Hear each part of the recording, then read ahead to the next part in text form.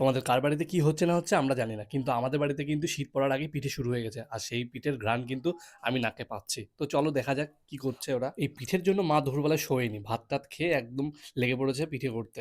কিন্তু এখন কিন্তু সঞ্জিতাই করছে, কিন্তু একটু আগে কিন্তু সঞ্জিতাই শুয়েছিল, কিন্তু ও আর শুয়ে থাকতে পারেনি, যেহেতু পিঠে হচ্ছে আর ও থাকবে না মায়ের সঙ্গে। সঙ্গে সঙ্গে ও চলে গেছে রান্নাঘরে, আর সেই মতো আমিও ওর পিছু পিছু ধাওয়া নিয়েছি। পিঠের গন্ধে বাড়িটা পুরো মমা করছে, আর আমি সেই মতো বুঝতে পেরেছি যে পিঠে হচ্ছে, সেই জন্য আমি গুছিয়ে টুছিয়ে, যেহেতু আমি এখন পড়তে যাব, তাই গুছিয়ে টুছিয়ে একদম রান্নাঘরে চলে গেছি। আর গিয়ে পাটিসাপটা খাবো না এটা হতে পারে?